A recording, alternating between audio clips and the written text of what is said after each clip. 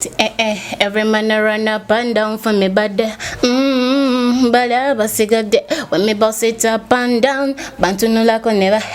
Jali miaka jiringa tuina zilimit na ekatante chiri what to call it ako budget buli chimutulina emebili ne wallet let me basa wine every man walk on nine. His target is a sniper alikubonga njabya detonator kamfata mopewa sweater tango bamubuli yambika neighbor wachikubeno sebo kutamtebo yo mutima yegwesebo abalala wabala level wabasuka konzinya sizansikwa neighbor. Yes, alright. Muli muti abalongi abatugoberera mwebale kusubscribinga mwebale twagala buli kaseera buli kye tubere tuyongera mu maaso. Erinnya lyange akubuuza konze Sonko Muhammad. Nenga tasinaba kubeera nga ngenda maaso nyagala mbere nga nkujukiza nti COVID-19 is real. Obulwadde buno weebuli buluma ate butta sanitizing ennyo tunabe mu ngalo tukozese mask bambi bwe kiba kisangire tena nnyo kintu genda kolabera ke waka weeteze nnyo ku mazzi agabuguma amawugo gaggule tubeere nga ate tukimaliriza kino ne Mukama Katonda atusaasire. Nebaza oba nsanyukira wamu n'abo abafunye ebirungi muyogeyoge bannaffe n'ate n'abo abafunye ebizibu eby'enjawulo. Mukama Katonda abasaasire tunaokolwalira wamu nammwe. Erinnya lyange nze Sonko Muhammad, nze presenter one of Good Talent. Subscribing, this is Good Talent Management. N'abaana abawala bendi nabo olunaku olwaleero ate twagala tube nga tukubaganya ebirowoozo ku nsonga ez'enjawulo eziyinza okubeera nga zituyamba nga tugenda mu maaso. Now we entertain you tukuwa amawulire ag'enjawulo naye nyagala ate basooke babeere nga batubuuzaako oluvannyuma ate tugende mu maaso. Tutandike n'ali sayidi eyo. Hello. Yes, hello. Obulamu. Bulungi. Ng'olabika ng'omuwadde munko COVID kikubye kasenyigo bakawe kakuyiseemu. Edda. Nyongeza kaloboozi oli fine. Ndi fine. Okay, weyanjulira abakulaba. Amanya gange bampita Shina Morgans. Ndi muyimbi. Yeah. Okay, Shina Morgans muyimbi. Ate gwe. Ze bampita Zinc. Ndi muyimbi mukubi wa raga. Zinc muyimbi omukubi wa raga. Soko tuwe mwakapera ali side eyo. Tuwe mwakapera. Bantu bagambe mutule mukalide nzize tunyumyemu. Sabula embaga. Actually nkola R&B ne dancehall yonambi kwasaganya. Kati tabula ekintu. His target is a sniper alikubonga njabya detonator kamfata mopewa sweater tango bamubuli yambika neighbor wachikubeno sebo kutamtebo yo mutima yegwesebo abalala wabala level wabasuka konzinya sizansikwa neighbor olyeyo neighbor ondiwala tata neighbor olyeyo neighbor ondiwala okitegeera neighbor ondiwala Shina Morgans gemanya agage tulakalira tukyagenda mu maaso okuva side eno soka bakapera soko ba one one soko bajjemu empewo nawo ovemu empewo tugende mu maaso ate yep. Agala kapera. Yes. Nabe. Obimba bungi. Olowooza kugenda kubawa. Betulinze. Every man a run up and down for me bad. But I was when me boss it up and down. Bantu no like never. Jali miaka jiringa tuina zilimit na ekatante chiri what to call it ako budget buli chimutulina emebili ne wallet let me basa wine every man walk on nine. Anti kale kakati atwagala tubeera ate nga tweyongera mu maaso atusanze mukubu subscribinga likinga sharinga ate wansi awo osobola obeera nga otuwa endowoozayo that is comment tukyaza abantu ab'enjawulo nawe ali eyo ng'olina kyoyagala obeere ate nga otuusa ku bantu abalala kinyuma kyakuyiga touching story jangu tubeere ate nga tukwa platform tubeere nga tunyumyamuuko naawe. Erinnya lyange nyongera okweyanjulira nti nze Sonko Muhammad abeere mabega wa kamera oyo Jjajja Bini abeerayo. Twagala tuwanjule omulamwa gwaffe gw'olunaku olwaleero tubeere ate nga tukubaganya ebirowoozo. Muli bayimbi muli mu life erina okulabwa abantu mulina okuba ne ba followers ba fans n'abalala. Naye kasooke tumanye obudde bw'eddembe gwe tolakola biki tuoke twanjula omulamwa. Yes. kati je tuli mu lockdown abantu tetukyanyumirwamu ng'ogenda out what kati mba nnobeere waka nindaba ka film nindaba music. Ate Shina nze budde wange ntera nnyo okubeerako mu studio. I watch movies. Okay, yabeerako mu studio era naba ne ku movie. Kyenjagala okubabuuza kuba onomwagofa olunaku olwaleero ebiseera ebisinga obungi mu abantu special abayimbi ba presenters ba actresses muba ne ba boyfriend mubeera n'abalenzi babeera ne ba girlfriend baabwe n'ebiseera ebisinga obungi abantu bano tebatera nnyo okwagala kwogera ku bantu baabwe oba kubalaga ebifaananyi byemuteeka ku Facebook agambe nti bannange baby wuno ndi wane eno naye mutulaba twesaana biki tebaagala baba bakweka ebbalibbali naye nga temunakutandika nga mutesa ku mulamwa guno twagala tumanye lwaki abantu bano batera okubakweka lwaki tebatera kuboogerako oba okitegeera lwaki tebalaga bifaananyi byabwe bwe bamukyaza ku radio baku TV ne bamugamba oli mufumbo nedda olina boyfriend nedda I'm not simanyi I'm single and I'm not searching twagala tumanye lwaki kiki ekiri mabega wakino tulinako nabambe tulaba ng'agenda singa afumbirwa omuntu nga naye si serebu tasooka mulaga asooka nakwako ebifaananyi binabikuweka abamawulire ne munoonya naye nga temufuna muntu oyo so twagala tulabe oba tumanye ensonga lwaki tufune ekyokuyiga tumanye nti omuyimbi gundi Spice lwaki tayogera ku boyfriend we nti yegundi kyekino okay omuyimbi gwe bayita gundi tayogera ku muntu owo kitegeera so naye kasooka mbabuuze olina boyfriend oli mufumbo olina boyfriend ndowooza olabira bifaanagana ate gwe oli mufumbo ate boyfriend toyina era toyagala neera nga mitima mukimanyi nti mubayina ng'omuntu mwina just ba friends. Yeah, we have friends. Nga balenzi. Mukola kibata friends with the benefits. Nga friend wone nga mweria mche mukola.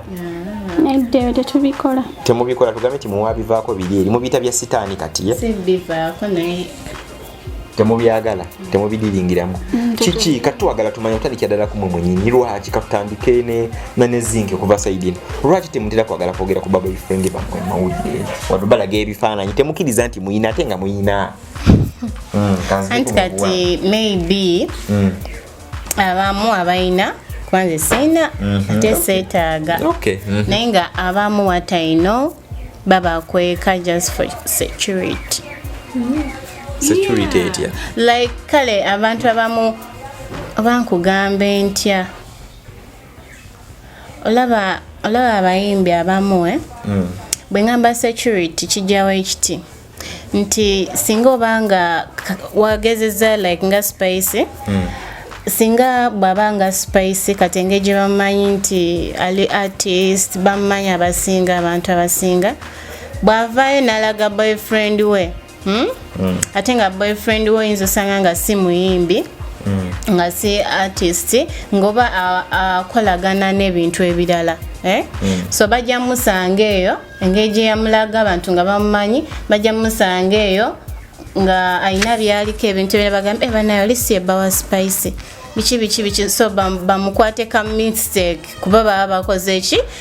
oli aba yamulagayo ddamba oli yebbawa gundi okitegeera ati gwe ojava wano geba nayo oli yebbawa Spice eyo gwe yatulaga biki omukwate ka mistake omujjeyo ate ojamulabisa that's what I'm trying to mean ya ojamulabisa kati naye agamba sijamulaga kabeereeyo okitegeera in that oyinza omuyitako nga tokimanyi nti yebbawa Spice. Okay bwebanga ye security okay tugendako matongerewo okukyogerako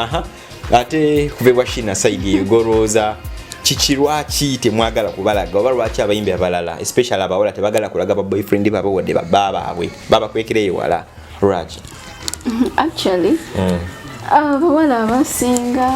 actually let me talk about celebrities kuba omuntu tajava alage boyfriend we lwaki weba muloga weba mutega ne bamutta nasigaza mwekwasa of course man you know more protecting her like she said I have to be there protecting my guy weba muntu alaka abawala abalala nga mulungi nnyo nga ina ssente ate abala enaku zino babbi bamukubbako n'osigala ng'oli bute so you have to protect him in all ways nze mbadde manyi era mwenna kumpi bagedde ofanaganamu nze mbadde manyi nti wobeera ne boyfriend oyo ate nova ino omulaga eri amawulire wobeera osinza omuprotectinga do you know why oli anaava eringi ayagala amwegwanyize kati nga gwe boyogedde shinaye ayagala ajja amwegwanyize nti namutwala manya nti oyo bawa spice oyo bawa shina oba okitegeera naye oli singa ajja n'amubba n'amutwala tolina kyogenda muvunana because tewamubalaga nti oli I'm sorry to cut you short kiri bwe kiti wonna otegeera nti bba wange you do whatever it takes omugijeko okitegeera oyinza ogenda n'omuloga n'omuwunza n'awungira ewuwo nze n'ensigaza ki okitegeera so I have to do whatever it takes mukuume abe wange nzekka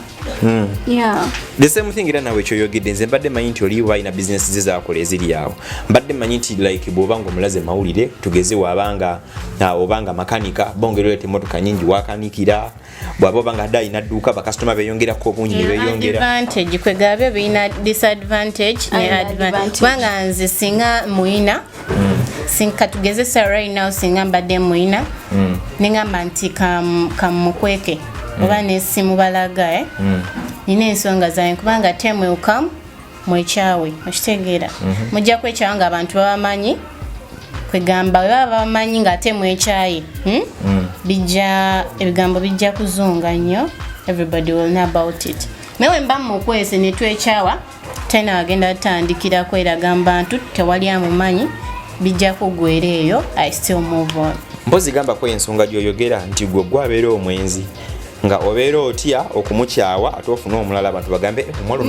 ekyokweekyawa kibeerawo ekyokweekyawa kijja buli muntu ekyo kyo bakimanyi oba okitegese abantu balina okweyagala mulungi ne mubi babeere oba tokitegese naye kati kuba ennaku zino ebiriwo bye tuzze tulaba ebimu obirabako okitegeera nze bw'aba nze wange ndisebo mba nina okukweka ensonga eyo kikyo yongereza kwekyo actually I'm submitting on this like chayogera kituufu so abalala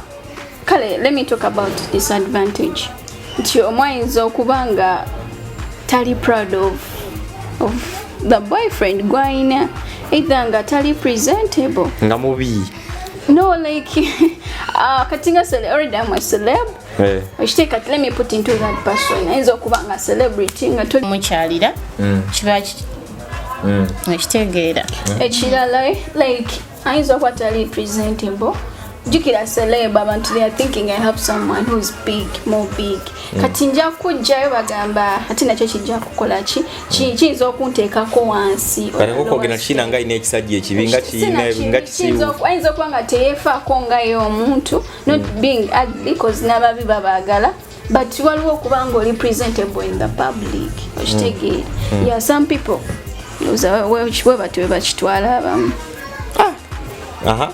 obadde olina kyeyongerezaako badde oba nkugamba kyawa nti ngenze n'obinzijjako maawe ate nga mbikugyeko ntya kubanga omuntu oba olina badde nkugamba oyinza obeerayo nga fine boyfriend omuyina naye ng'olina bintu byo bidala nnyo byobala okitegeera nga tosobola mujjayo mu bantu nga omanyi nti ono musajja mulabi alina ssente zeneetaaga soka mukozese bwe era ku saidi oba omuyita boyfriend naye nga gwe olina bintu byo bidala nnyo byobala mpozi gamba ebimu olina kishuga daddy nga toyagala kukiraga byoba nga kiri awo nga kikadde ate gwe mba ngenda kuyita sugar daddy era nina kuyita boyfriend boyfriend abeera money friend jajja friend ng'olina sugar daddy nga kiri awo ng'oba okyetaaga mbwetaazi ssente kizikuwe kimale kyeyongereyo so bintu bingi by the way naye waliwo endowooza egamba nti mulabika temwagala bbalaga olw'ensonga nti kabanga kodyo kemukozesa okwenda obeere ng'olina bangi kati nga bakugamba mutumire omugamba nkutumiddeko bebi weebale nnyo mwogere linnya tosobola mwogera kati babeeranga mukaaga nga buli omu agamba bambi kantumidde okitegeera waliwo ate ekyo because abalamu bawo nga mulina abalenzi nga 5 10 8 kisinziira muntu tosobola kisalira gwakawala oba mulenzi okitegeera ng'oyinza okundaba ng'omwenzi ate nga ewaniga nga kyekizibu okitegeera so nze yinza okwesigana nenkwayo mu bantu ne bakulaba biki naye nga ggwe oli kidala nnyo kyano nondabisa n'okundabisa nga bakutte n'akawala akalala kati gwabeera mwadde gap reason being gwe kasita tomwogerako era n'abagamba olina omukazi siina olwensonga teri amwogerako naye bw'obanga ddala omuntu omwogerako nti ono ye muntu wange nze ntya kimu kundabisa sagala ddala kundabisa kati it's better n'enkulekeeyo obaminate mujembeera mulowooza nti bwe ndituuka myaka bwe giti wendilagira omuntu wano mba mukyali mukyawomerwa weyinza okulagira nga I'm ready nti kati I'm going for marriage ekitegeeza nomba temabenabeera ready obeera omanyi ojja kukyusakyusaamu tomanyi kiri mu maaso you don't know abamu biba bitegeke shina abamu biba bitegeke ng'ebeera nga contract nti ono muyina mu myezi nga 6 n'omwaka tagumalaako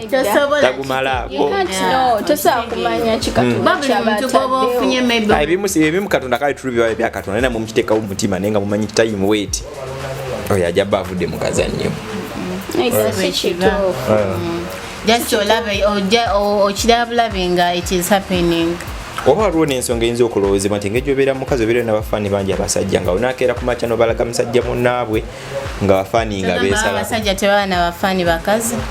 basajja anedda gwe omuwala gwabeera ne bafaani nga basajja nga bebasinga obungi because most of the times omuwala aba nefaaniza abasajja nga bangi omusajja nabeera nefaaniza abakazi nga bangi ng'abeerawo alina okutya nti wennaamulaga abamu bajja kunjawukanako ne mbaamu abamu nga tajja kwogerako because mbamu bakubafaaniza olwa bamuteekamu ssente nga wanayogerako omu abalala bajja kunyiiga ate waliwo ensonga simanyi oba mukusaidia mu kiri kiti because osobola okera ku makya ng'ogenda kola oluyimba audio omanyi ogenda banesiima okusaba emitwalo 8 naye nga songa namugamba bebi bansabye emitwalo 5 ne kubula kaaga naye nga tolina wadde 10 n'azikuwa n'ozisawa nomugamba bebi n'ogenda n'omugamba kyekimu nono bagenda konsasula renti sente zange emitwalo 3 ku mulimu nante nasasako renti wa 10 biki so netaga emitwalo 15 mbere nga nyongerako okigambe n'omulala n'ogende ng'omugamba kyekimu paka ogenda okumaliza nga abantu bana bakuwadde 2 ng'ozikutudde ezo kati nga singa okera ku makya n'omwogera ku radio nti ani yakoyembe kuno olimba tekako mu sente boyfriend wange oba mukwano bamuyita ni ye Sali ate nga Sali yakuwa Musa nakuwa Gundi nakuwa ng'ogenda bwekyo kati gw'omwogerera akitegeeza oba oyo gw'osinga okwagala bwebiro siima nti abalala obeera ogenda kubakosa ndowooza si bwe kiri shina okiraba oti ensaba kulaki basirika munaaye osirika n'otamugjayo n'obeererawo kati mu music omugo mukola mulinamuko abasajja like nga babayambako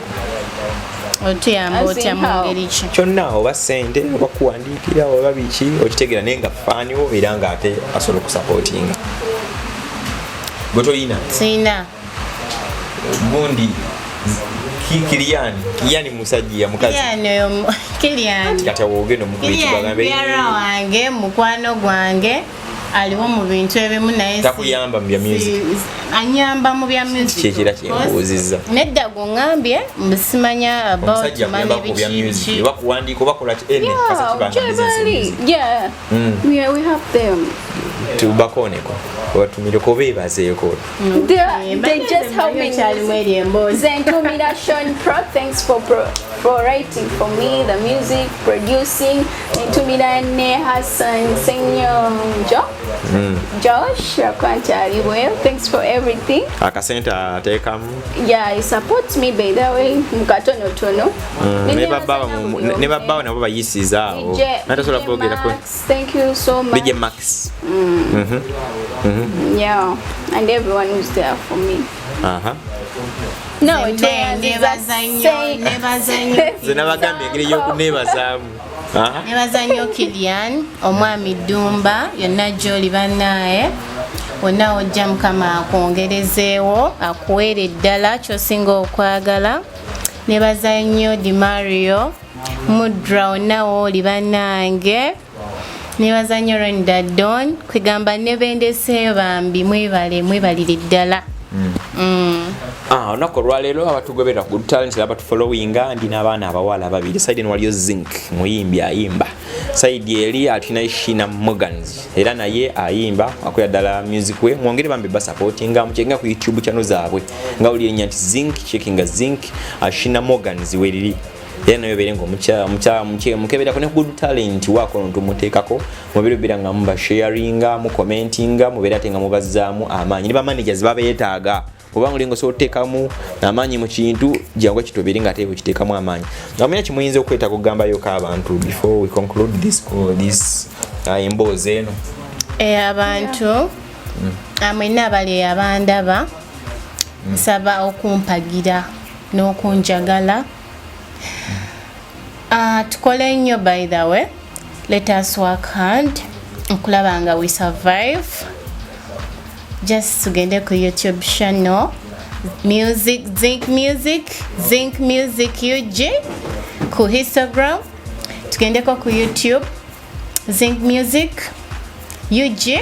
tugendeko ku Facebook still Zinc Music UG tukubire ddala yeah